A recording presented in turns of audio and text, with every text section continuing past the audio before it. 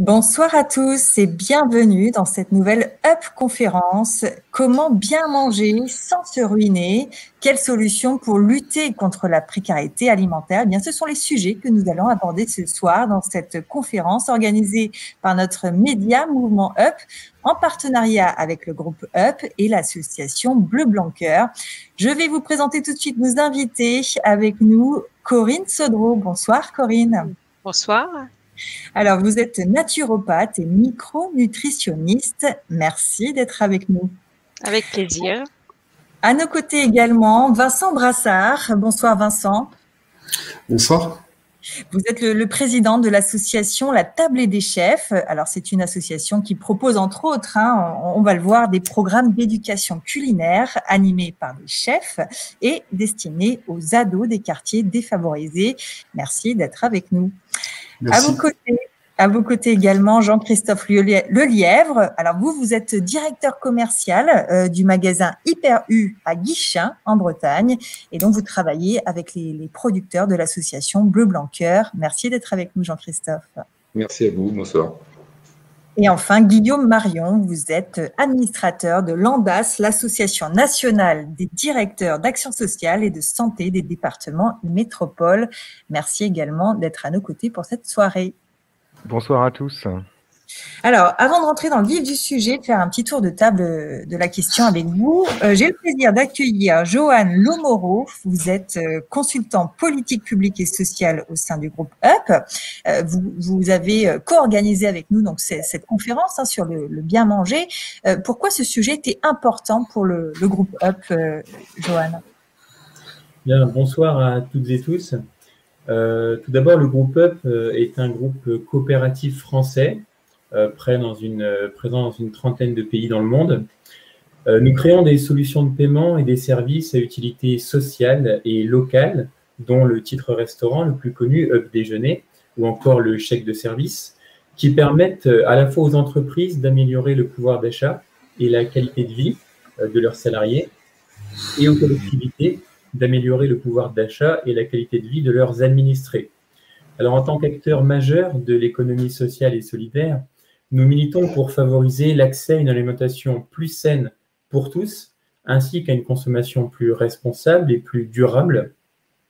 Depuis le début de cette crise sanitaire qui s'impose à nous toutes et tous, nous sommes aux côtés des collectivités territoriales et de l'État pour les aider à verser des aides d'urgence aux populations les plus fragiles, notamment sur l'axe alimentaire, pour que ces personnes puissent manger tout simplement. Mais cela ne suffit pas. Il faut aussi qu'elles puissent bien manger, car on ne veut pas de la double peine. On connaît les effets néfastes d'une mauvaise alimentation sur la santé. C'est donc tout naturellement que nous avons souhaité co-organiser cette webconférence avec Mouvement Up et l'association Bleu Blanc Cœur, qui fédère tous les acteurs de la chaîne alimentaire, des producteurs aux consommateurs, pour améliorer la qualité nutritionnelle et environnementale de notre alimentation, comme ils le disent eux-mêmes, de la fourche à la fourchette. Merci Johan pour cette mise en contexte de cet échange. Alors, on va revenir donc à ce sujet bien manger. Qu'est-ce que ça veut dire? Allez, une petite définition, un petit tour de table avec chacun. J'ai envie de commencer par vous, Corinne, vous qui êtes naturopathe, nutritionniste, c'est votre quotidien. Qu'est-ce que ça signifie pour vous bien manger? Alors, il faut juste allumer votre... Voilà. Bien manger, et en fin de compte, ça veut dire, c'est ce qui nous permet d'être en bonne santé. Donc ça, c'est un critère qui est suffisamment important et parlant. Donc, le fait d'avoir une alimentation équilibrée, variée, la moins raffinée possible. Alors, on en entend parler tous les jours aujourd'hui, donc ça paraît presque basique le fait de l'évoquer, mais c'est vraiment essentiel parce que la notion de raffinage, c'est pas complètement intégré. On comprend pas toujours ce que c'est que cette modification alimentaire et l'impact que ça peut avoir sur la santé. Et bien manger, c'est d'avoir des aliments avec une valeur nutritionnelle importante qui nous permet de nous réparer, de nous reconstituer, quel que soit notre état de santé. Alors ça, Vincent, j'imagine que ça vous parle, vous qui éduquez finalement les jeunes avec les chefs à cette notion de bien manger. voilà, qu'est-ce que vous leur dites? Si vous voulez bien allumer votre petit micro pour échanger avec nous. Oui, alors ce qu'on leur dit, enfin moi, si on me demande ce que c'est que le bien manger, pour moi c'est le manger juste aussi, hein. Et en fait, il y a vraiment cette notion. C'est-à-dire qu'en fait, quand on va auprès des jeunes, c'est leur expliquer que manger juste, c'est quoi? C'est manger des produits de saison, c'est manger des produits qu'on a à proximité. C'est effectivement essayer peut-être de les transformer, enfin de les transformer, mais de les acheter bruts et de les transformer soi-même. Là, on en parlera peut-être tout à l'heure, mais c'est un impact assez important sur le plaisir et le budget. C'est-à-dire qu'en fait, finalement, on peut développer du plaisir avec un budget minimum en ayant quelques petites techniques. Et donc, c'est vraiment nous ce qu'on va apporter, c'est la plus-value qu'on va pouvoir apporter grâce à nos chefs. Et puis, je pense que bien manger, c'est aussi partager. La notion de plaisir et de partage, elle est absolument indispensable parce que l'alimentation est quand même un moyen assez incroyable de développer et de cultiver son lien social. Je dis toujours aux jeunes, il suffit que tu sois juste je sais pas, que tu puisses faire la meilleure paella de ta rue et tu auras toujours des amis et tu seras jamais seul. Et donc, c'est aussi développer cette capacité à cuisiner et à partager, c'est aussi lutter contre l'exclusion. Jean-Christophe, vous qui travaillez avec des producteurs de l'association Bleu Blanc Cœur, cette notion du bien manger aussi, quand on est à la tête d'un hypermarché, voilà, vous êtes à Guichen, qu'est-ce que ça signifie concrètement? Bien manger pour nous, c'est aussi pouvoir proposer des labels. C'est passer par des labels qui garantissent une certaine qualité nutritionnelle des produits. C'est aussi choisir les produits à la bonne saison, donc savoir leur proposer dans notre assortiment des produits de saison, accessibles au niveau du prix. C'est aussi avoir fait le choix pour Système U de renforcer toute sa gamme U avec des produits Bleu Blanc Cœur depuis un certain nombre d'années. Donc, c'est aussi, à part l'intermédiaire de la marque distributeur, rendre le produit accessible en termes de prix. Alors, pour ceux qui nous écoutent, un petit rappel sur cette association Bleu Blanc Cœur, qu'est-ce qui fait cette spécificité ou qu'est-ce qui garantit en tout cas qu'on puisse avoir accès à des aliments de qualité? Alors, l'association Bleu Blanc Cœur, en fait, apporte aux producteurs un certain soutien en termes d'accompagnement, par exemple en boucherie. Ils viennent en soutien pour ce qui est de l'apport en alimentation à base de lin pour la finition des animaux, ce qui garantit une certaine valeur nutritionnelle à un gras, on dirait une viande plus persillée, quoi. Ok, merci. Alors Guillaume, je viens vers vous également sur cette question du bien manger quand on est quand on travaille on va dire dans le secteur social, qu'est-ce que ça signifie? Alors, votre petit micro a besoin d'être activé.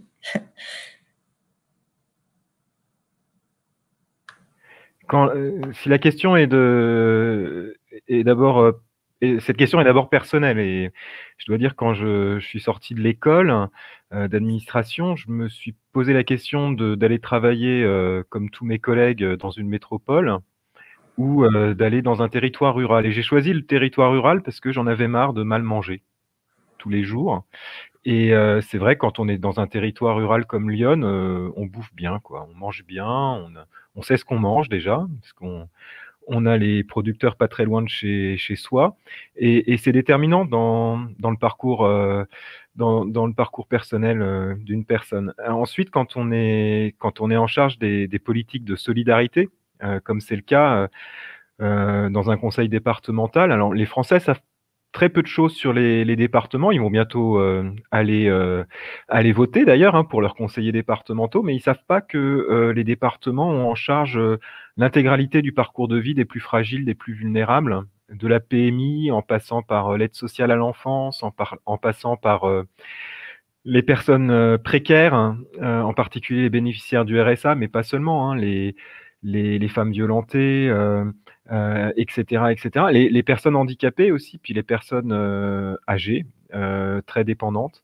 Donc, quand on a ce public-là, ces gens-là à s'occuper en quelque sorte, on fait en sorte que, bien qu'on soit pas les plus favorisés, on puisse accéder, comme le disait l'un des contributeurs, que ce soit pas la double peine, quoi. Par exemple, un enfant de l'ASE, a le droit d'avoir la même éducation alimentaire qu'un enfant qui a eu la chance de grandir dans une famille unie et bienveillante.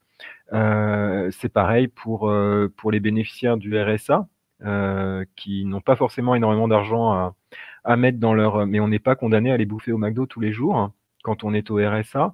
Et déterminant, le grand âge. Quand on va dans nos EHPAD, alors aujourd'hui c'est compliqué d'aller dans les EHPAD, hein, mais quand on va dans les maisons de retraite, on voit bien que la nourriture, c'est le dernier plaisir qui reste aux personnes très dépendantes qui sont obligées d'aller dans un hébergement collectif comme celui-ci. Et la nourriture est déterminante pour l'accompagnement de la fin de vie, comme c'est le cas dans les EHPAD. Très bien, merci pour ces précisions. Alors, je vois que vous êtes nombreux là derrière vos écrans à nous avoir rejoints. Merci à tous et à toutes. Je vous rappelle que vous avez tout à fait la possibilité de poser vos questions à nos invités au cours de cet échange. Donc, n'hésitez pas si vous en avez.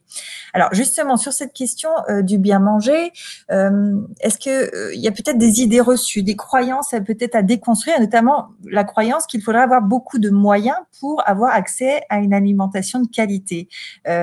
Finalement, pourquoi, selon vous, c'est pas forcément vrai, Corinne, peut-être? Quand vous voyez voilà, des patients, des clients venir vous voir et qui doivent faire des changements dans leur alimentation pour leur santé, est-ce que ça veut forcément dire qu'ils vont devoir se ruiner?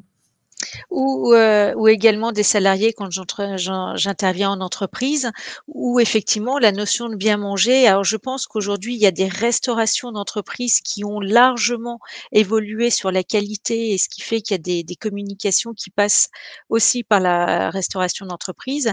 Mais c'est vrai qu'on a toujours le sentiment d'emblée, donc une fausse croyance, comme quoi ça coûte cher. Et je rejoins Vincent dans ce qu'il a dit tout à l'heure, c'est que moins on achète raffiné, moins on achète transformé et moins on paye cher. Et plus on a une valeur nutritionnelle optimum et plus on va trouver de saveur et de plaisir. Donc en réalité, la notion d'argent, c'est plus une question d'organisation. C'est plus se dire, je vais acheter des produits non raffinés. Je pense aux oléagineux, je pense aux légumineuses, aux légumes de saison, mais aussi au niveau de la viande, puisque très souvent la viande est cataloguée comme étant un aliment cher. Il y a ce qu'on appelle les bas morceaux, qui sont des morceaux excellents à partir du moment où on va les cuisiner. Et puis moi, je suis une dingue des œufs. Les œufs, c'est pas très cher, c'est des sources de protéines essentielles. On va y retrouver entre autres des oméga 3 quand on achète des œufs en bleu blanc cœur. Système U vend des œufs bio bleu blanc cœur, c'est presque parfait. Donc là, on va avoir une valeur nutritionnelle, on respecte l'animal, il y a toute une filière, il y a un engagement derrière. Et donc cette notion d'argent, elle est à peine perceptible et on n'a pas besoin, pour bien manger, d'aller s'orienter sur des filières type filière bio, etc. On peut tout à fait trouver des aliments ou du local de plus en plus accessibles. Jean-Christophe, comment ça se passe justement les prix? Comment ils sont fixés entre le distributeur et le producteur? Qu'est-ce qui se passe? Alors déjà, aujourd'hui, il faut savoir une chose. Je voudrais revenir sur ce que disait ma collègue tout à l'heure. Bien manger passe aussi par manger des produits de saison. Manger des produits de saison, c'est des produits disponibles en volume important et donc moins cher à la bonne période. Donc ça, c'est important. Donc le partenariat avec les producteurs se fait, je dirais, tout à fait courtoisement. Enfin, je veux dire, on se reçoit en début d'année, on fixe les prix ensemble. C'est je dirais, c'est une entente avec les producteurs locaux. Voilà, très régulièrement. Enfin, il y a des négociations qui se font entre nous et c'est vrai que le prix est en accord avec le producteur. Alors, Vincent, sur cette croyance qu'il faudrait vraiment avoir beaucoup d'argent pour faire un repas de qualité, voilà, qu'est-ce que vous auriez envie de dire? Moi, j'ai envie de balayer tout ça, mais on peut balayer que si on a été éduqué. C'est-à-dire que nous, c'est ce qu'on fait, hein, on va auprès des jeunes, on les sensibilise à une bonne alimentation, puis surtout, on leur donne les outils, les moyens de cuisiner et de préparer. Je pourrais juste dire quelques petites choses. Il y a des idées vraiment qui sont absolument préconçues, que nous, on essaye de faire disparaître. Alors déjà, sur le prix de l'alimentation dans un budget, si on prend dans les années 50, le budget alimentation, je ne sais pas, je vais dire une bêtise, mais je crois que je suis pas loin, il était environ de 30% du budget de la famille. Aujourd'hui, il est de 10%. On est dans une société qui a évolué, qui est une société qui consomme, qui part en vacances, etc. Et l'alimentation a perdu son côté essentiel. Je veux dire, l'alimentation, elle est absolument essentielle, mais elle est essentielle pour notre santé, elle est essentielle pour plein de choses. On pourrait, le champ est vraiment extrêmement important. Donc, il y a déjà cette notion-là, c'est-à-dire que peut-être, effectivement, réapprendre à mettre un petit peu plus de budget dans l'alimentation, qui est absolument nécessaire, ne serait-ce que pour vieillir en bonne santé. Et puis après, effectivement, nous, on apprend aux jeunes à cuisiner, etc. Et on parlait tout à l'heure, Corinne peut-être parlait des plats végés, qu'il y avait des moyens de faire des plats complets, etc. On sait que les produits carnés, alors même si les bas morceaux sont moins chers, mais sont quand même un petit peu plus chers, etc. Donc, repenser son alimentation, expliquer que on peut manger de la viande, se garder un budget viande, mais pour de la viande de qualité qu'on va manger moins souvent, c'est-à-dire réduire les produits carnés, faire attention aux ressources. Nous, les gamins, on leur parle aussi pêche durable, etc. Il y a une saison aussi pour les poissons, et puis manger du poisson bleu, effectivement, c'est pas des poissons nobles, mais ils sont pas à la fin de la chaîne alimentaire, donc ils sont moins pollués, ils sont meilleurs pour la santé. Et donc, c'est tous ces messages-là qu'il faut passer. Et puis, il y a aussi des idées préconçues auprès des jeunes. Les jeunes, il faut du volume pour se nourrir. Et en fait, leur expliquer que dans des produits, et si on prend par exemple des fruits, des fruits de petites variétés, des fruits de petite taille, c'est ceux qui vont être le plus nourrissant et le plus nutritif. Donc il y a aussi cette notion-là, c'est-à-dire que c'est pas parce que l'assiette est pleine qu'on va être rassasié et qu'on aura bien mangé. Donc il y a aussi cette notion-là. Donc effectivement, les jeunes, ils achètent un paquet de chips, et moi je dis toujours un paquet de chips, c'est quoi ? C'est de l'air, du gras, du sel, enfin tout ce qu'il faut pour les rendre malades, obèses, diabétiques et hypertendus à 30 ans. Donc voilà, donc c'est ce message-là qu'il faut passer, mais en tout cas, c'est clair et c'est clair et net. On peut très très bien manger, il faut quand même avoir un petit savoir-faire, mais avec ce petit savoir-faire que peuvent apporter nous dans les ateliers nos chefs, avec ça on peut être outillé et on peut très très bien manger pour un budget tout à fait raisonnable. Mais justement, ces jeunes que vous voyez, pour eux, finalement, bien manger, c'est ce fameux paquet de chips, c'est la bouteille de coca. Enfin, le plaisir de manger, c'est avoir accès à toutes ces choses qu'on voit à la pub. Ou est-ce que, vous voyez, comment vous transmettez en fait, le plaisir gustatif, je veux dire, d'un plat mais en fait, le plaisir gustatif, ça commence par le plaisir de la préparation. Quand on va dans des mecs, où on a des jeunes qui sont plus dans la structure familiale. Qu'est-ce que c'est les MEX les foyers, les maisons d'enfants à caractère social. On est face à des jeunes qui ne sont pas en structure familiale, qui n'ont pas la chance d'avoir une mère ou un père en cuisine, etc. Et donc, on va arriver, déjà, nous, on est des gens de l'extérieur, on arrive souvent avec des chefs qui ont un vrai parcours professionnel, qui ont une stature, etc., qui ont une belle histoire à raconter. Il faut savoir que les métiers de la cuisine, c'est encore dans ces métiers-là où l'ascenseur social existe vraiment, donc c'est aussi, ça peut être absolument inspirant pour ces jeunes. Et en fait, y a toute la préparation. Alors, c'est vrai que le fait qu'on soit nous de l'extérieur, il y a une attention un peu plus particulière que celle qu'on pourrait avoir avec les éducateurs. Et donc, on va préparer. Et donc, il y a toute cette préparation. Donc là, il y a les équipes qui s'organisent, etc. Pendant 1 heure, 1 heure et demie, on va préparer le repas.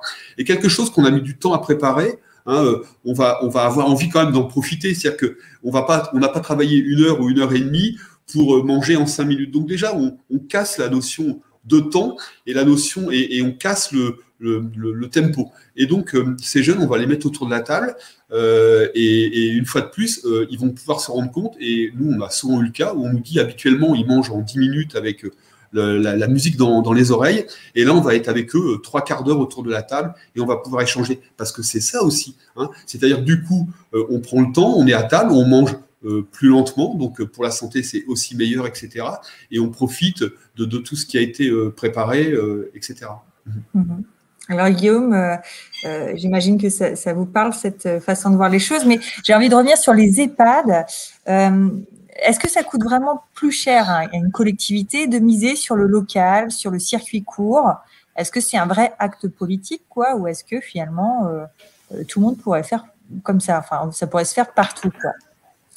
Ah bah en France, la bouffe c'est politique de toute façon, donc non mais indépendamment de ça, c'est pas seulement la collectivité hein, qui va payer la différence dans une maison de retraite entre des œufs qu'on déballe de gros packs tétrabiriques et qui sont déjà conditionnés et des œufs qui viennent directement du producteur ou de mes poules qui sont dans mon jardin, c'est pas le conseil départemental ou l'agence régionale de santé qui va payer la différence, c'est d'abord le résident. Et il faut que ce prix-là soit supportable. Alors ce que peuvent faire certaines collectivités, c'est de décider de mettre en place des labels. C'est ce qu'on a fait dans Lyon, manger bien, manger malin, ce qui permet de valoriser les établissements qui s'approvisionnent en circuit court. Mais on peut aussi aller plus loin et on a fait une petite modélisation. On est allé regarder ce que véritablement ça coûtait en plus d'avoir une bouffe saine, équilibrée et bien préparée dans l'assiette des résidents d'EHPAD. C'est de l'ordre de 0,50, 0,60 € par jour. Voilà, plutôt que de payer 4,20 €, le résident, il va payer 4,80 €, 4,70 €, 4,80 €. Donc là, on est en train de travailler sur la prise en charge dans le cadre de la prochaine mandature, la prise en charge par la collectivité, par les collectivités, parce que les communes peuvent être intéressées aussi, de la différence, pour que ça n'ait pas d'impact sur les ressources des résidents. Des familles souvent, hein, parce que souvent c'est les enfants qui se cotisent hein, dans les milieux ruraux comme les nôtres pour payer la place en EHPAD. Et puis aussi inciter les collectivités à mettre en place des cuisines centrales un peu vertueuses pour que la cuisine centrale de l'EHPAD, elle puisse aller nourrir les enfants de la crèche, les enfants du collège, les enfants de l'école, etc. Enfin, qu'on crée des écosystèmes qui fassent travailler le local et qui nourrissent bien aussi les gens du territoire. Alors, c'est plus facile à faire dans des territoires résilients comme Lyon que dans le 20e arrondissement de Paris, quoi. Ça, j'en suis totalement conscient, mais c'est peut-être aussi pour ça que beaucoup de Parisiens viennent s'installer chez nous en ce moment. J'imagine. J'ai envie de rebondir sur ce que disait Guillaume, et je le rejoins vraiment.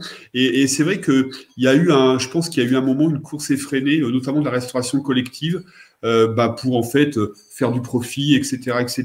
Et il faut aussi repenser un petit peu. Alors nous, on n'est pas spécialistes des EHPAD ou des écoles, mais on va quand même dans les écoles et les collèges, donc c'est quand même des sujets qu'on a pu déjà aborder. Et moi, je me rappelle d'une petite anecdote qui m'avait fait. Je m'étais dit, mais là, on n'est quand même pas sur le bon chemin. Dans le département des Yvelines où j'habitais avant, je crois, il y a vraiment énormément de collèges. Si je dis 50 ou 60 collèges, je suis pas loin de la vérité. Et en fait, ça, avec un grand opérateur de la restauration collective hein, qui a la main sur tous ces collèges. Et il me disait, oui, c'est chouette, aujourd'hui, on propose des menus divers et variés aux élèves, mais avec un choix. Donc, il y avait 3 entrées, 3 plats et 3 desserts. Mais en fait, si sur le plat, vous mettez du poulet, vous pouvez être sûr à 90% que vos 50 collèges vont vouloir du poulet. Et comme le poulet, on ne peut servir que de la cuisse, donc vous vous retrouvez avec, je n'ai pas le nombre de collégiens des Yvelines, mais vous vous retrouvez le mardi de cette semaine, par exemple demain, où vous avez tous les collégiens des Yvelines qui vont manger une cuisse de poulet. Alors oui, c'est chouette parce qu'ils ont développé un label en disant, voilà, nous, le poulet sera obligatoirement label rouge, mais pour trouver, jusqu'à la preuve du contraire, les poulets n'ont 2 pattes, et donc pour trouver le nombre de cuisses nécessaires à fournir tous les collèges ce mardi-là, on est obligé d'aller chercher les cuisses de poulet à Marseille. Donc il y a aussi tout ça, toute cette production, tout cet approvisionnement qui est à repenser à mon avis. Et c'est vrai que dans des départements comme la Drôme, par exemple, je sais qu'il y a eu des belles initiatives pour développer effectivement des cuisines sur place, pour faire travailler les producteurs locaux, des circuits un peu plus courts. Et c'est vrai que c'est plus facile sûrement, par exemple, d'avoir une démarche comme ça dans Lyon que effectivement dans des départements très, très peuplés, on va dire.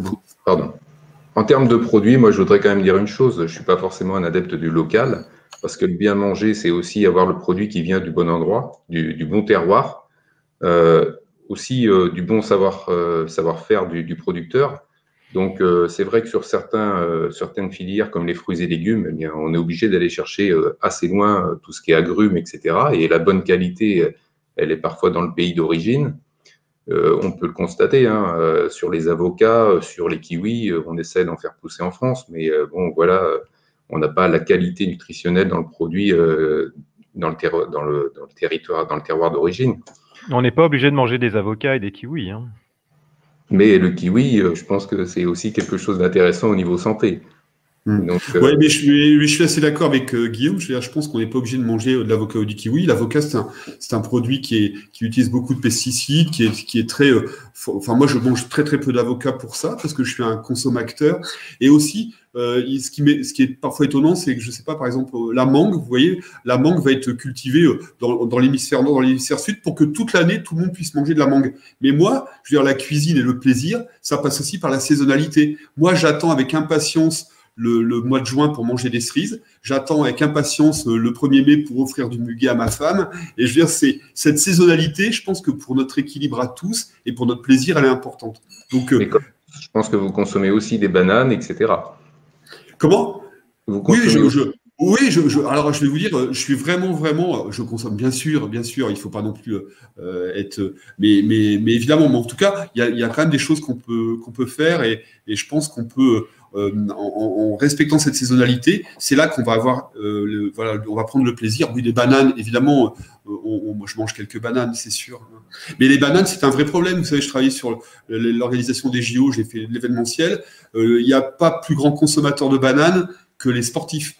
Et donc, Paris 2024, on se posait la question, comment on va pouvoir fournir en bananes l'ensemble des JO? Bah, voilà, c'est une vraie question. C'est une vraie question. Est-ce que tous les athlètes des JO doivent manger les bananes? J'ai pas la réponse. Avec le réchauffement climatique, on aura bientôt des bananes en France, il n'y a pas de problème. Alors, je me permets de vous arrêter parce qu'il y a une question, justement, donc j'ai envie de la poser. Que pensez-vous des modes culinaires, justement, qui sont entretenus alors, par les médias? C'est vrai que les recettes, on voit passer ça un peu partout, que ce soit sur Internet, etc. Est-ce qu'on n'en fait pas assez? Est-ce que les médias n'en font pas assez, justement, sur cette saisonnalité à remettre un peu au goût du jour? Parce que il faut toujours trouver le truc un peu qui détonne. Voilà. Qu'est-ce que vous en pensez?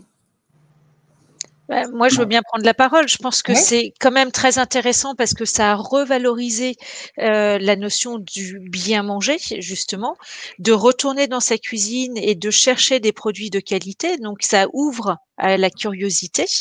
Donc, effectivement, les avocats, les bananes, tout ça, c'est des aliments qui sont intéressants, mais qui sont pas aujourd'hui écologiques. Et c'est vrai que d'en consommer un peu, parce qu'il faut être acteur et conscient de ce que l'on fait. Et ça, on ne le comprend pas toujours. Donc, le fait de manger varié et de s'orienter peut-être plus sur des pommes où on a une production locale, manger de temps en temps des bananes, faire un plat avec un avocat, retrouver la notion un peu de l'exceptionnel et de savoir cuisiner en local. Donc, je trouve qu'en fin de compte, toutes ces émissions-là sont assez intéressantes parce qu'elles nous font tous rêver. Elles ont revalorisé une profession qui était un peu déconsidérée il y a encore quelques années.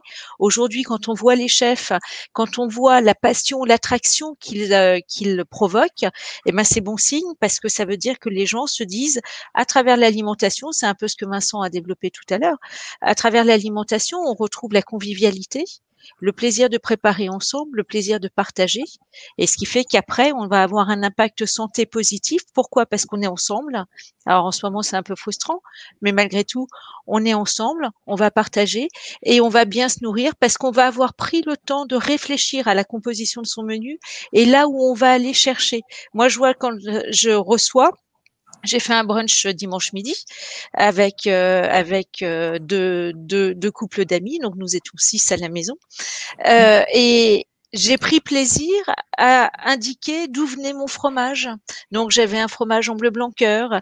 J'ai cuisiné la composition de mon menu. Je prenais plaisir à dire d'où ça venait et pourquoi je l'avais fait.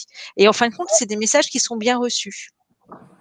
Donc, je trouve que ces émissions sont intéressantes, elles sont valorisantes pour toute une filière et pour nous dans notre quotidien. Alors, il paraît qu'on a vachement cuisiné pendant le confinement. puisqu'il n'y avait plus de farine dans les rayons. Enfin bon, il y a une espèce de folie de la cuisine. Mais après, au quotidien, cette transmission, finalement, est-ce que notre société, un peu de consommation, enfin il faut aller vite, on n'a jamais le temps de rien, et on se rend compte que ça, c'est un peu, il y a des dégâts sur notre santé, et finalement, c'est de l'organisation. Ouais, c'est l'organisation. Oui. Souvent, les gens vous disent, j'ai pas le temps, en fait. Est-ce que ça prend du temps, Vincent, de cuisiner? Est-ce que vous passez combien de temps à cuisiner quand vous êtes chez vous? Alors moi, je suis pas chef. Hein. Bon, j'ai une formation hôtelière, mais j'ai fait très peu de cuisine et je prends assez peu de temps à cuisiner. Alors c'est vrai que j'ai des recettes c'est un peu toujours. On essaye de varier, hein, mais j'ai une dizaine de recettes et je tourne avec ça. C'est des recettes assez simples. Hein. En fait, il y a moyen de valoriser ou donner du peps à un plat avec quelques épices, quelques herbes. C'est vraiment avec ça. Moi, je mets toujours beaucoup d'herbes, beaucoup d'épices, et tout ça, ça va valoriser le plat. Combien je pense quand même que je m'octroie au moins une demi-heure pour préparer chaque repas. C'est-à-dire que c'est un petit peu quand même le minimum pour avoir une assiette qui ressemble à quelque chose, pour prendre du plaisir. Mais ce que disait Corinne, elle parlait d'organisation. Nous, l'association, elle est née au Québec. Et au Québec, ils font une opération qui s'appelle « Moi, je fais mon lunch ». Et en fait, c'est aussi de se dire qu'en famille, par exemple, le week-end, on peut tout à fait préparer. Alors en ce moment, les gens vont plus, mais on peut tout à fait préparer les repas de la semaine. Hein, les congélateurs, chaque famille a un congélateur. On peut faire des bocaux, on peut faire des choses comme ça. C'est-à-dire qu'en anticipant son alimentation. Et puis c'est un joli projet de se dire, tiens, cette semaine, on pourrait manger ça, et puis on pourrait varier. Une fois de plus, pour remettre l'alimentation au centre de la famille, que ça devienne un vrai sujet. Et c'est vraiment un sujet c'est sans fin, parler de l'alimentation, parler du plat qu'on aime bien, faire plaisir à ses enfants parce que une aime bien les fraises et on lui fait, je sais pas, une charlotte aux fraises, ou parce que l'autre, voilà. Donc, je pense que voilà, il faut qu'on se réapproprie ça, et c'est nous le travail qu'on fait avec l'association, et c'est ce qu'on veut passer comme message aux générations futures, c'est sûr. Alors justement, il y a Barbara qui nous dit, pour bien manger, donc à des prix acceptables pour tous, il faut cuisiner. Donc ça, c'est ce qu'on est en train de dire, effectivement. Et elle dit, mais qui va s'y coller? Dans 80% des cas, une fois de plus, l'effort sera fait par les femmes. Quel temps vont-elles encore y consacrer en plus de tout le reste? Alors là, ça parle carrément de charge mentale. Est-ce que finalement, cette histoire de bien manger, ça ne devrait pas être l'affaire de tout le monde dans la famille, hommes, femmes, voilà. Parce que c'est vrai que pour certaines femmes, ça peut être encore un poids sur les épaules d'organiser le quotidien, quoi. Et ça va plus vite de sortir une pizza, peut-être congelée. Écoutez, moi j'ai une famille avec 2 papas et 2 enfants, et il n'y a pas de maman pour faire à manger. On se débrouille très bien.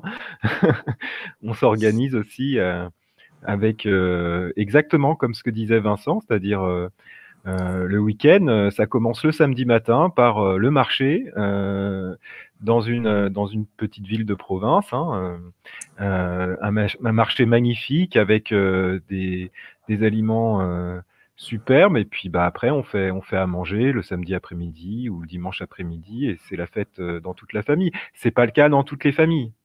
On en est bien conscient. Et justement, c'est quand on est chargé des plus démunis, on a à cœur que la seule solution, ce soit pas le paquet de chips devant la télé et va chercher dans le frigo parce que je suis fatigué.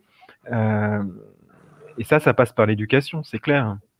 La raison pour laquelle je me suis mis à faire à manger, alors que très clairement, c'était pas mon truc au départ, c'est sur pression des enfants.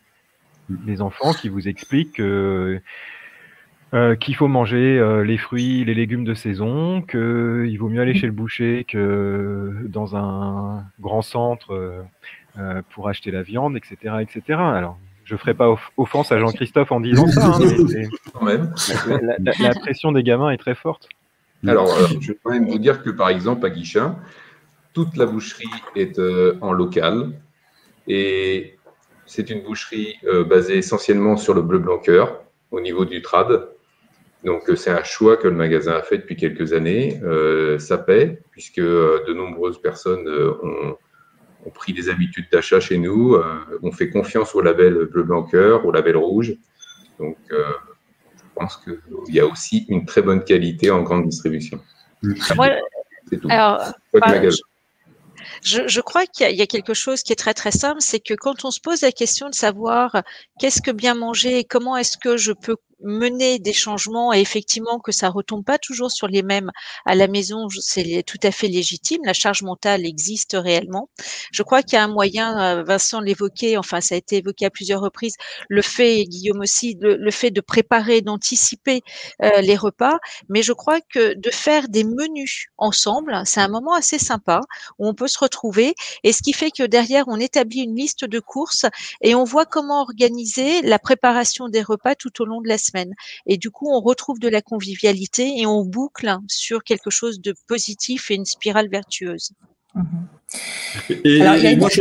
Pardon, je voulais juste te dire par rapport, notamment, nous dans les collèges ou dans les MEX, les foyers où on peut aller, la mixité, elle n'est pas évidente. Et je veux dire, en fait, je suis toujours très étonné de voir qu'en fait, les garçons qui, au départ, notamment chez des adolescents, vont nous regarder un petit peu avec beaucoup de recul, finalement, on leur met un tablier, on leur met une charlotte, et la cuisine, c'est un bon moyen pour ça, hein, pour développer, cultiver la mixité, démystifier aussi un peu. Et voilà, au début, il y a un peu de retrait, il y a un petit peu et puis après, ils y vont. Et franchement, les garçons sont pas les derniers. Donc, je pense qu'au sein de la famille aussi, la répartition des tâches autour de l'aspect cuisine doit pouvoir se faire, à mon avis, sans trop de problème. Alors, il y a un autre sujet que j'aimerais aborder avec vous ce soir, c'est le sujet de la précarité alimentaire. Hein. On l'a vu dans l'actualité, notamment à travers la situation des étudiants, les longues files pour aller se fournir dans les épiceries solidaires. C'est le cas pour les travailleurs précaires qui sont encore en chômage partiel, en fait, du fait de la situation sanitaire. Selon vous, chacun, quelles solutions locales on pourrait mettre en place, peut-être pour justement lutter contre cette précarité? Est-ce que vous avez chacun peut-être des pistes, des solutions pour justement faire de cette crise une opportunité de solidarité et peut-être pas seulement pendant la crise, hein, peut-être d'en faire quelque chose de pérenne, d'un nouveau système peut-être un peu alternatif. Guillaume, peut-être, quels sont les projets dans votre département à ce sujet? Ah non, tout d'abord, c'est vrai qu'on ne peut que constater une explosion de la précarité alimentaire. C'est même saisissant, effrayant, et on se dit que la crise sanitaire qui nous est tombée dessus il y a tout juste un an, elle crée des dommages sociaux aujourd'hui qu'on ne peut pas évaluer. Ce qu'on voit, c'est en effet la Croix-Rouge, les restos qui passent de 80 bénéficiaires à 120, puis 130, et on ne sait pas quand est-ce que ça va s'arrêter.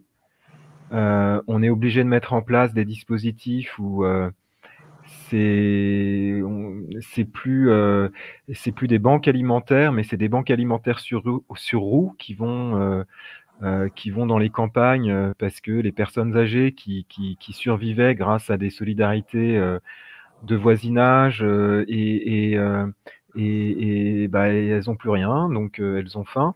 Donc là c'est assez effrayant. Enfin moi là je le dis dans l'environnement d'où est mon bureau, mais on ne sait pas comment faire et on ne sait pas comment ça va se gérer. Là, actuellement, tout est sous respirateur artificiel, mais quand ça va se débrancher, je ne veux pas plomber la soirée, hein, mais il faut qu'on en soit tous conscients. Ouais. Qu'est-ce qu'on fait d'abord? On multiplie les aides financières, les aides en nature. On essaie d'équiper les associations caritatives pour qu'elles aient les moyens de faire face à la vague, parce que c'est de ça dont on parle. Et également, on essaie de réfléchir les choses, parce que l'un des grands enseignements de cette crise sanitaire, c'est quand même de constater que ce qui marche, c'est le circuit court, c'est le local. Qui est-ce qui a tenu le cap pendant la crise? C'est pas les ministères, hein. C'est le maire de la petite commune qui faisait en sorte que toutes les personnes un peu vulnérables, un peu isolées, un peu fragiles, aient un service social branché sur lui. Donc c'est ça qui marche. C'est ça. C'est pas les dispositifs pensés de là-haut et qui sont appliqués en bas. Donc plusieurs choses. D'abord, nous dans Lyon, on est aux portes de Paris. on est à 1h15 en train de Paris. Alors heureusement, c'est pas le TGV, donc on n'est pas une cité dortoir parisienne, mais on est en très grande proximité avec la capitale. Donc c'est important parce que ça peut permettre d'avoir des débouchés pour nos producteurs qui viennent alimenter ensuite. Alors il y a un maire de Lyon, du Haut de Lyon par exemple, qui a dealé avec la maire de Paris qu'une partie des cantines parisiennes serait approvisionnée par des agriculteurs de Lyon. Bon, moi je trouve ça plus vertueux que d'approvisionner par Rungis uniquement ou par Sodexo ou autre. Et donc ça fait bosser les gens d'ici et donc ça permet de donner de l'emploi, de créer du dynamisme. C'est comme ça qu'on lutte contre la précarité, hein. On lutte contre la précarité en donnant du boulot. Alors ceux qui ne sont pas en capacité de bosser, qui sont très éloignés de l'emploi, qui ont perdu leur boulot, en effet, il faut trouver des moyens de les alimenter. Et parfois, il n'y a pas de banque alimentaire dans un territoire. Donc on crée des systèmes vertueux où on crée une IAE, alors c'est une entreprise d'insertion, une association d'insertion par l'emploi qui va faire du maraîchage et les produits de ce maraîchage va venir alimenter une banque alimentaire qui permettra d'alimenter les personnes les plus précaires du territoire. Donc on est en quelque sorte dépositaire, garant de ces petits écosystèmes-là qu'on modélise, qu'on propose aux acteurs et les acteurs s'en emparent ou pas. Mais voilà, il y a plein de solutions et je n'ai aucunement la prétention de dire voilà ce qu'il faut faire. Non, il y a des acteurs, ils sont intelligents, ils vivent dans leur territoire et s'ils ont envie de se démener, ben, les départements sont prêts à les soutenir financièrement, en ingénierie, en tout un tas de trucs, quoi. Mais il n'y a pas de solution à développer uniformément sur notre territoire. Ça, il n'y a que dans les ministères qu'on pense ça. Alors Vincent, peut-être, est-ce que la solution, c'est lutter contre le gaspillage alimentaire, par exemple? Ça peut être une piste? Alors oui, ça peut être une piste, mais enfin nous pour lutter contre la précarité alimentaire, bon, déjà on a été Guillaume parlait de la crise Covid. Par exemple, nous sur l'association, on est une petite structure, on a pas mal d'impact et on se débrouille bien, mais on fait quand même qu'avec nos moyens. Sur les premiers confinements, en fait les 2 confinements, avec la fermeture des restaurants, nous c'est notre réseau, hein, donc on avait des cuisines qui étaient dispo, on avait des chefs qui étaient en chômage partiel, notamment sur le premier confinement, des grossistes de l'hôtellerie et de la restauration qui se sont retrouvés avec des quantités incroyables de surplus, mais qui n'étaient pas transformés, c'est des produits bruts, donc ils ne pouvaient pas être donnés en l'état à l'aide alimentaire. On a donc décidé de mettre en place des cuisines solidaires. Donc on a cuisiné, par exemple, sur les 2 confinements, à peu près, je crois, quelque chose comme 30 000 repas qui ont été distribués à l'aide alimentaire. Donc, bon, ça, c'était une solution de réaction, on va dire. Hein. Ouais. Mais après, sur les solutions, enfin, je sais pas, moi, j'aime à croire qu'on pourrait mettre en place, et là, je rejoins pas trop, enfin, je sais pas si ça pourrait dire, on peut espérer, moi je l'espère toujours, ça viendrait peut-être un peu du haut, mais je sais qu'il y a des réflexions, et notamment un groupe de réflexion autour de Sandrine Lefeur, qui est une députée du Finistère, pour mettre en place une sécurité sociale de l'alimentation. Et je trouve quand même que c'est, alors je ne sais pas si cette idée peut faire son chemin et peut aboutir, mais de se dire qu'à un moment, comme on se dit que la santé doit être accessible à tous, on pourrait avoir une sécurité sociale de l'alimentation qui permettrait, avec bien sûr des obligations en termes de l'utilisation de ces fonds, avec des circuits courts, des producteurs, etc. Mais c'est pour moi une piste qui est quand même intéressante. J'ai envie de croire qu'un jour, tout le monde pourra avoir accès à une alimentation saine et de qualité. Et j'ai un ami, Boris Tavernier, par exemple, qui a une association qui s'appelle VRAC et qui va dans les quartiers et qui propose des produits bio. Alors, c'est plutôt des produits secs, mais au même prix, c'est-à-dire parce qu'en fait, il y a toujours cette histoire, effectivement, de prix, etc. Donc, l'idée, c'est de pouvoir donner accès au plus grand nombre à une bonne alimentation. Donc, moi, cette piste de la sécurité sociale de l'alimentation, j'ai envie d'y croire et j'ai envie de me dire que c'est peut-être quelque chose qui pourrait avancer. Alors après, on connaît la lenteur de... Si les résultats, c'est la même rigidité bureaucratique que la Sécu, merci. Non, mais sur la sécurité, ok, mais sur la sécurité sociale, on peut pas dire qu'aujourd'hui notre service, on peut pas critiquer le service de santé, la sécurité sociale qu'on a quand même à disposition. On en parlera. Ouais, ok. Il y a des certifications médicales, patati. Non. Ouais. En revanche, un service public de l'alimentation, c'est-à-dire penser les choses de telle sorte à mettre le consommateur, le mangeur au centre, ça, moi, j'achète tout de suite. Mais je suis pas sûr qu'on soit en capacité de le modéliser là où vous pensez. Ce qui est important aujourd'hui, c'est de remettre au centre de toutes nos politiques publiques la personne. Et de ne plus penser en termes justement de sécurité sociale, de branches, voilà, parce que dès qu'on fait du silo, dès qu'on pense que social, on voit pas le bien manger à côté, et vous vous retrouvez avec des armées d'enfants obèses, parce que certes, ils ont eu de quoi manger, mais ils sont allés au supermarché low cost du coin, quoi, pour s'acheter des chips. Jean-Christophe et Corinne, sur ce sujet-là de la précarité alimentaire, est-ce que vous avez des réflexions à partager? Moi, je vais revenir sur le gaspillage alimentaire. C'est vrai que ça fait quelques années que les magasins travaillent sur cette notion. À Guichin, on s'était associé tout au début de sa création à la start-up Zéro Gâchis, des jeunes étudiants de Brest qui avaient mis ça au point, et pour offrir les produits à date à un prix dégradé, c'est-à-dire à moins 50, moins 30%. On en fait c'était une façon aussi d'en faire bénéficier l'ensemble de notre clientèle, et ça passait par tous les produits, c'est-à-dire que quel que soit le produit, les gens qui avaient moins de pouvoir d'achat pouvaient accéder à des produits intéressants. Corinne? Il y avait un taux de revente quand même qui était de 95% sur ces produits-là. Ça veut dire que les gens étaient très intéressés et pouvaient en profiter. Non, moi, je vais me positionner pas du tout dans tout ce qui a été évoqué d'un point de vue organisation pour un supermarché ou d'un point de vue politique et stratégique, mais au niveau de la précarité alimentaire pour des familles qui ont perdu des revenus importants, puisqu'il y a effectivement du chômage partiel, voire même des périodes de chômage, enfin, moins d'argent qui rentre à la maison. Je pense que tout à l'heure, j'évoquais la notion de variété et on a beaucoup parlé de la saisonnalité.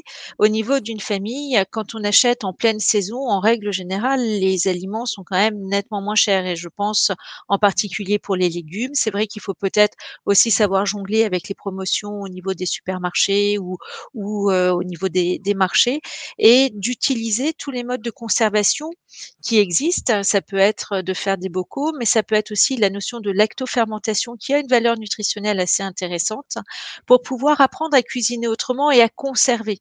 Aujourd'hui, je pense que on a perdu cette habitude de conservation et à l'échelle d'une famille, on peut faire vraiment de grandes économies quand on revient sur ces fondamentaux-là de conservation pour justement limiter son budget et garder une variété et avoir des aliments de bonne qualité pour nourrir à moindre coût.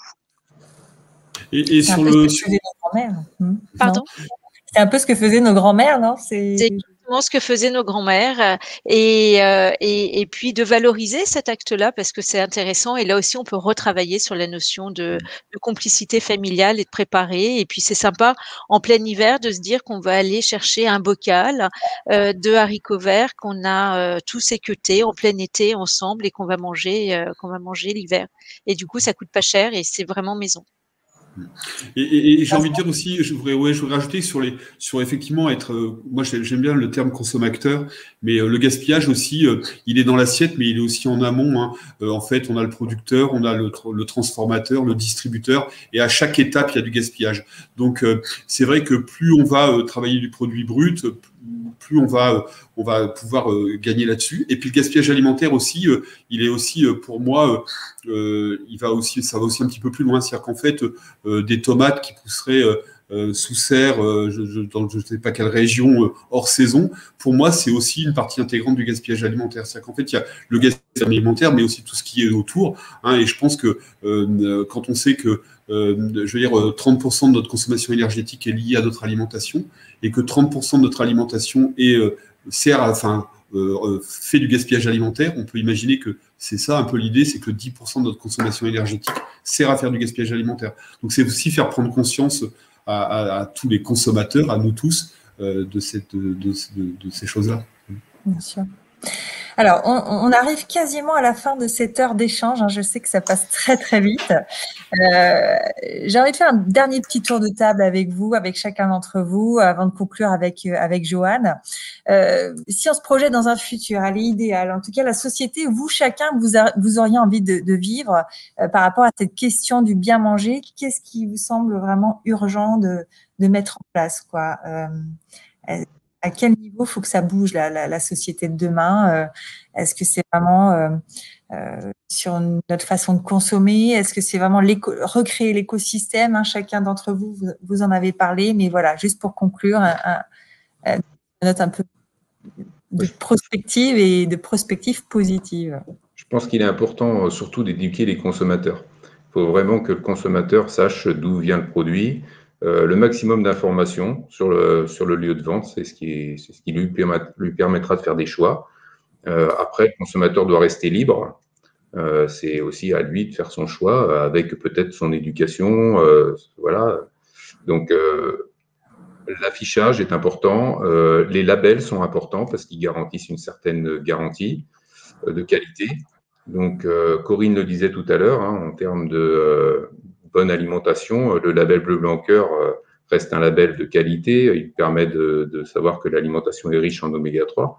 Et ça, c'est aussi le repère dans le magasin. C'est ce petit signe qui vient dire que voilà, on est sur un produit qualitatif. L'éducation du client est importante. Ouais. Vincent, Guillaume, Corinne? Oui, du coup j'y vais. Moi, ce que j'imagine est vraiment ce vers quoi j'aimerais qu'on aille, enfin en tout cas nous à la table des chefs, c'est vraiment ramener l'éducation culinaire dans les écoles. C'est-à-dire que si demain, voilà, la cuisine était une matière qui serait rentrée dans l'emploi du temps et qu'on avait 2 heures par semaine auprès des jeunes pour leur apprendre à cuisiner, les sensibiliser sur les producteurs, sur les éleveurs, sur ce qu'on peut faire et comment on peut gérer un frigo. Je pense que voilà, l'éducation. Et du coup, on serait tous vraiment bénéficiaires de cette démarche. Et juste, j'en ai pas parlé, mais je voulais le dire, on a démarré ce matin un événement qui est très important pour nous, qui s'appelle la Semaine des écoles hôtelières, mais ça va aussi dans cette démarche-là. En fait, pendant 2 semaines, on est dans 56 lycées hôteliers. On a 1300 jeunes qui sont des futurs chefs qu'on embarque et qu'on sensibilise aux gestes sociaux. Donc, on va cuisiner plus de 20 000 repas pour l'aide alimentaire. Et ça passe aussi par notre mission. C'est-à-dire aller voir ces futurs jeunes chefs-là et leur expliquer qu'ils ont un rôle, on va dire, très important à jouer dans la transition sociale et environnementale qu'on doit mener. Donc, voilà. Voilà, le monde merveilleux de la table des chefs, c'est un monde où dans chaque collège de France, il y a de l'éducation culinaire.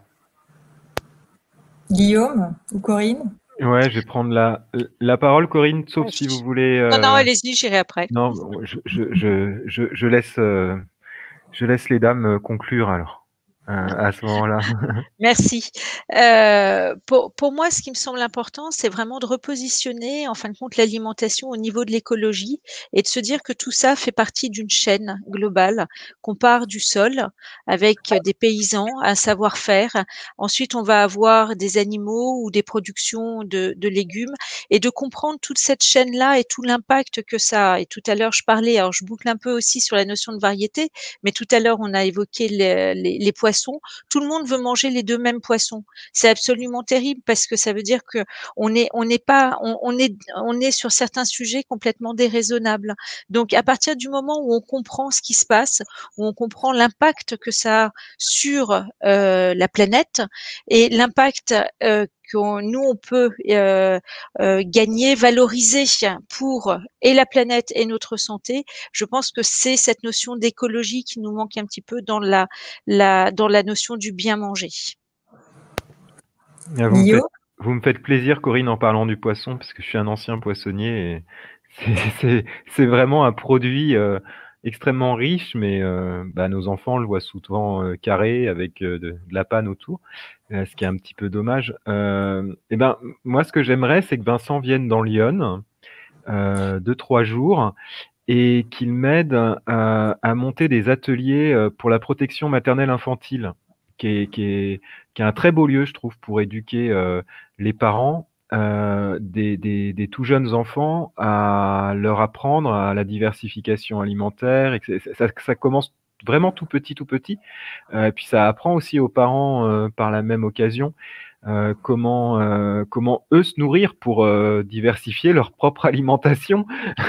Il y a un champ là d'exploration autour de la PMI qui est fabuleux. En plus, la PMI, c'est universaliste, c'est pas seulement pour les familles précaires, c'est pour tout le monde. On a fait ça dans le cadre de la stratégie de prévention et de lutte contre la pauvreté, en faisant des ateliers massage parents-enfants pour réapprendre aux parents le tactile avec leurs enfants.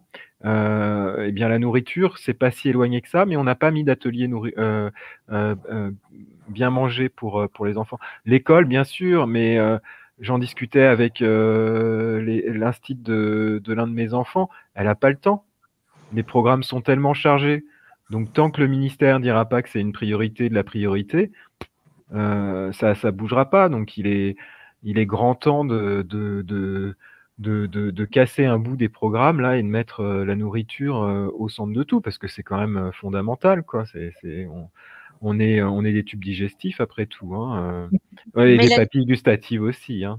Et nourrir est un acte d'amour aussi. Donc ça. Merci à chacun d'entre vous, en tout cas, pour cette belle conclusion. Alors, j'appelle avec nous Johan, qui s'était fait discret pendant ce temps. Vous écoutez dans l'ombre.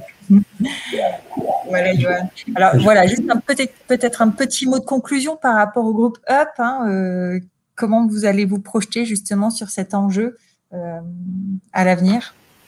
Oui, alors, merci. Bon, tout d'abord, je me suis fait discret, mais j'ai écouté avec beaucoup d'attention nos différents intervenants. J'ai trouvé que c'était tout à fait inspirant, et ils sont tous, chacun dans leur métier, très engagés donc, sur le sujet qui nous préoccupe, et c'était extrêmement enrichissant. J'ai noté que je pense avoir un certain nombre de bonnes pratiques, comme cuisiner le week-end en famille, des produits de saison, essayer de maximiser les circuits courts, même si il m'arrive parfois, je l'avoue, je le concède, je mange des kiwis, des bananes et de l'avocat, c'est vrai, ça m'arrive. Quoi qu'il en soit, plus sérieusement, vous avez tous insisté sur un point, notamment qui est l'éducation alimentaire. Et le bien manger passe aussi et surtout par l'éducation, pardon. Et je souhaite revenir sur ce point parce que au groupe UP, en tant que partenaire, en tant qu'intermédiaire au service des collectivités et de leur politique publique et sociale, nous avons aussi à cœur d'offrir aux personnes concernées par les aides sociales une offre alimentaire diversifiée et de qualité pour qu'ils puissent avoir accès aussi à ces produits frais à un prix faible comparativement à leur valeur marchande.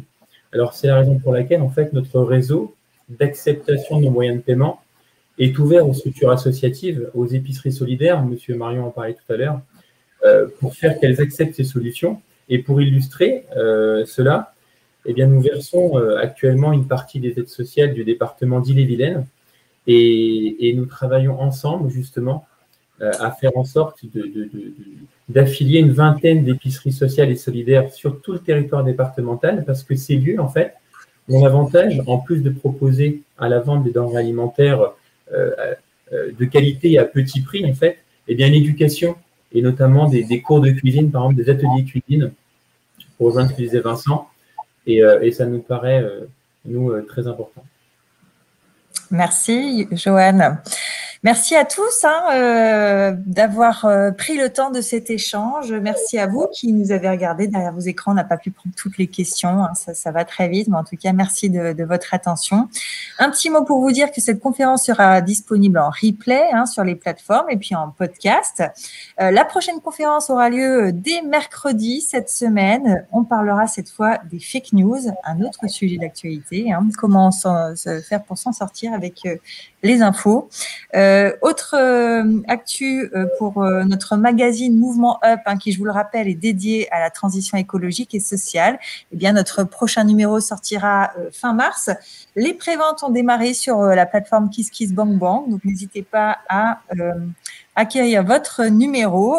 On abordera dans ce numéro de printemps les dérives du capitalisme et les pistes surtout pour rendre notre système économique justement plus solidaire et plus responsable. Donc n'hésitez pas à aller voir notre dossier. Merci encore à tous de votre fidélité, vous qui êtes toujours plus nombreux à nous regarder, même voilà en virtuel. On espère vous retrouver bien vite en physique, mais là pour l'instant, voilà, on en est là. Mais en tout cas, merci de votre attention et je vous souhaite à tous et à toutes une excellente soirée. À très bientôt. Au revoir. Au revoir. Bonne soirée. Au revoir. Bonsoir. Au revoir.